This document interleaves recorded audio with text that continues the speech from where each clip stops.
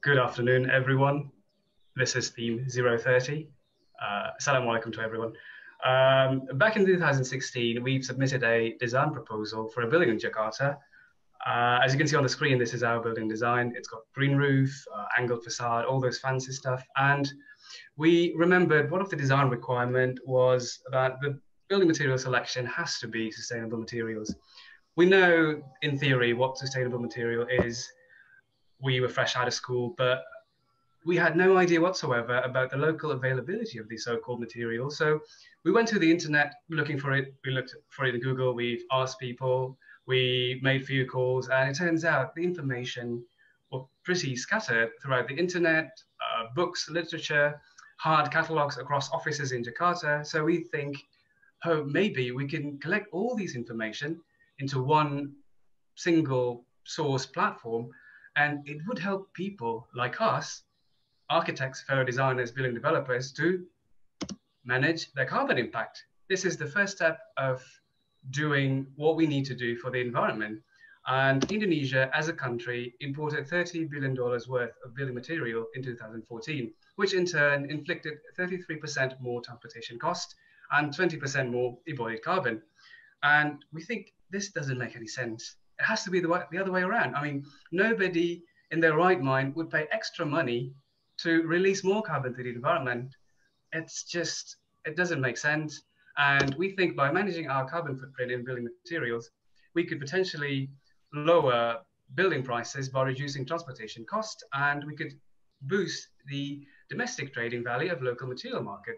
So we see there's a capital gain here, and it's not just the capital gain that we're after, but we also know that this is a fight for the environment. We know that embodied carbon in building materials constitute 11% of the annual greenhouse gas emissions. This number may sound not that big, but in 30 years, it will be 30 times. So this is big. Moreover, Paris Agreement calls for openness in sustainability data. So this is something that we can help. This is something that we can do for the world government. We know there's a capital gain. We know that this is imperative for the environment. And we know that the world government is calling for us as a nation to do this. So the question is, why in Indonesia isn't anyone doing anything? It actually brings us back to 2016, where we were scattered throughout the internet looking for reliable information. So we did a little bit of analysis. If there is a carbon database and calculator and certification, how it would shake the industry up. This is a little bit of network of building practitioners showing advantages, disadvantages, supply and demand between parties. I think bottom line is, with information, building occupants can make informed decision. The assumption of sustainable building is pricey, unaffordable would be gone, because they now know the information, so they can make a better decision. Developers would know how to rake more profits from green infrastructure. Government would focus on regulating instead of building and building and building more infrastructure, because they know there's a local availability of materials, sustainable materials in Indonesia. And lastly, we can verify material suppliers of their materials, because oftentimes they claim that this material is low carbon, but we've never seen the product declaration. So we think by launching and promoting our own carbon material database and calculator, we could intervene this whole confusion about no information. And by the time people are using it, we can actually formalize it into certification, so people can be proud of their building, people can frame it and put it on their building, and the government would formalize it into their permit requirement process, into their tax break program, or maybe into their zone green incentives. And I know you may ask, okay, so you talk about database, single source information, but what does it look like? What is it all about? And we are very pleased today to show you the prototype that we've been working on. It's very easy to use. You just need a browser to access it. You just need to type it in. You don't need even to download the software. You don't need to be an expert to use this. You don't even need a passport to do this, because it's easy to use. And you can see all the materials here, the database, and it would hopefully help you in making an informed decision on selecting materials. But again, this is just the groundwork. we still need you to help us to make this happen.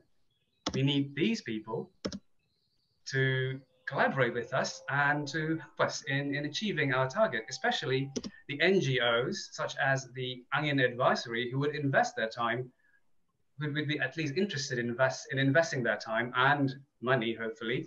And we need experts to know this, to let us know if this is working, to let us know if this even makes sense, to let us know if this is something that the industry needs, and to help us verify the databases that we get from suppliers, manufacturers, and hopefully that by then we could move forward to phase 2 and phase 3.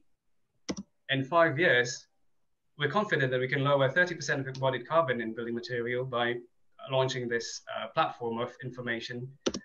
And we can save $6 billion worth of carbon footprint, which equals to tons of kilotons of carbon. And we could boost $15 billion worth of domestic building material market. It's a capital gain for the country and for local industries. And we're optimistic that we can do this because we're a team of 3 architects who has various skills and knowledge. One has specialty in urban design and planning. He knows the government like he knows his kid. Actually, he doesn't have a kid.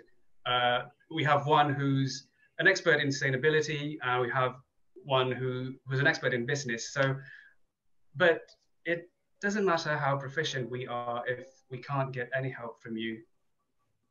Without your help, there would be no 700,000 EPD product database in 10 years. Without your help, there would be no 1 million new buildings certified low carbon. And without your help, there would be no 300 cities and municipalities that would implement the policy for their regencies. So really, we need your help to make this happen. Otherwise, the prototype, all those beautiful stuff would only be a remnant of the past. It would only sit in our laptop and it wouldn't help anyone doing anything.